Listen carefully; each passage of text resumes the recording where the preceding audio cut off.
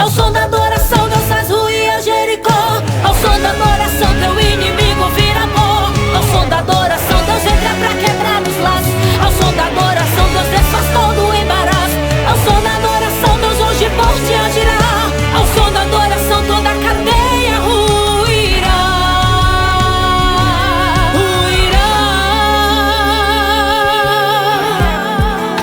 É necessário atravessar a Macedônia e lá ser provado.